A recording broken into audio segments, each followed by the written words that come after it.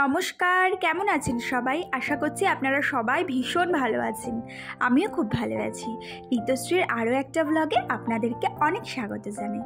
চলুন আজকের ব্লগটা শুরু করা যাক। ঘড়ির কাঁটায় এখন প্রায় 10টা। আজকের ব্লগটা একটু লেট হয়ে গেল। আসলে আজকে না ঘুম থেকে উঠতেও প্রায় দেরি হয়ে গেছে, কারণ কালকে রাতে কালকে তো প্রচণ্ড গরম পড়েছিল। ছেলেটা কিছুতেই রাত্রিবেলায় ঘুমাতে চাইছিল না। ওকে নিয়ে প্রায় ভোরবেলা অবধি বসে থেকেছিলাম তো, আর ভোরবেলার পরেই না চোখটা একটু লেগে এসেছিল। সেই কারণে আজকে সকালে ঘুম থেকে উঠতে প্রায় অনেকটা দেরি হয়ে গেছে। তাই উঠেই বসে না থেকে আজকে কাজে লেগে পড়েছি। প্রথমেই দেখুন, আমি আমার এখানে অ্যাকোয়ারিয়ামটার ফ্রিজটাকে আজকে ভেবেই রেখেছিলাম আগামীকাল যে এটাকে পরিষ্কার করতে হবে। আর ওপরের যে কভারগুলো ছিল ওগুলোকেও দেখতেই পেলেন খুলে দিলাম। তো ওগুলোকে আজকে কাচাকুচি করে নেব। আর সামনেই যেহেতু ছেলের অন্নপ্রাশন, ঘরবাড়ি একটু পরিষ্কার না করলে কি হয়? যার জন্য আজকে অ্যাকোয়ারিয়ামটা আর ফ্রিজটাকে ভালো করে পরিষ্কার করে নিলাম। আর চৈত্র মাসে যেহেতু ঘর ঝাড়তে হয়, তার জন্য ঘরটা ঝেড়ে নিয়েছিলাম আগেই। তো ঘর আর ঝাড়তে হবে না, যে টুকটাক যা পরিষ্কার পরিচ্ছন্নতা আছে সেগুলো করে নিলেই হবে। আর দেখতেই পান যে আমার প্রতিদিন বা সপ্তাহে 2 দিন 3 দিন আমি ঘর যেহেতু ডিপ ক্লিন করি, তাই আমাকে সেভাবে ডিপ ক্লিন করতে হয় না।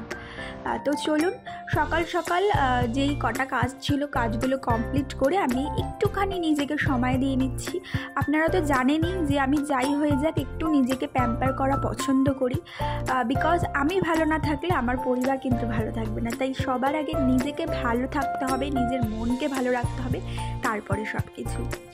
আসলে আমরা সবাই বলি যে মনকে ভালো রাখতে হবে, মনকে ঠিক রাখতে হবে, নিজেকে ভালো থাকতে হবে, কিন্তু এই কথাগুলো বা এইগুলো না বাস্তবে সবসময় একই রকম হয় না। আমাদের জীবন খুবই ওঠাপড়ার মধ্যে দিয়েই চলে, প্রতিদিন তো সমান যায় না। যাই হোক, এভাবেই আমাদেরকে চলতে হবে। মন খারাপ, ভালো, আনন্দ, দুঃখ, হাসি সব কিছু নিয়েই এভাবেই আমাদেরকে চলতে হবে। আপনাদের সাথে কথা বলতে বলতে দেখতেই পেলেন আমি এখানে ছাতুর শরবত করে খেয়ে নিয়েছি, আর মাও তাই খেয়েছে। আজকে সকালে দুজন মিলে এটাই খেয়ে নিয়েছি। তারপরে কিন্তু আমি বসে না থেকে ঘর দুয়ারগুলো ঝাড় দিয়ে মুছে নিলাম। এবার পালা হচ্ছে ছেলেকে আমাকে এখানে অয়েল ম্যাসাজ করতে হবে, কারণ 11 থেকে 11:30টার মধ্যে যেহেতু আমি ওকে তেলটা মাখিয়ে দিয়ে স্নান করিয়ে দিই, তো সেটা করে নিয়ে চলে এসেছি এদিকে রান্নার কাজে। আজকে রান্না ওই সকাল সকাল না আমার হাজব্যান্ডকে ভাত, ডাল, আলু সেদ্ধ করে দিয়েছিলাম। আর আজকে যেহেতু মঙ্গলবারটা চেষ্টা করি যে নিরামিষ খাওয়ার, বাট এরম কোনো ব্যাপার নেই, নিরামিষ খেতেই হবে, কিন্তু যতটা পারি চেষ্টা করি, কারণ আমি হনুমানজির পুজো করি, তো সেই কারণে।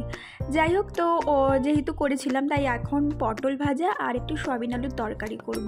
ওই ছেলের অন্নপ্রাশনের জন্য রাত করে এখন এদিক ওদিক একটু বেরোতেই হয়, তারপর আমি একটু আমার বাপের বাড়িতেও যাই, তাই ভাবলাম রাত্রিবেলা না করে সকালের দিকে একটু তরকারিটা করে রাখি।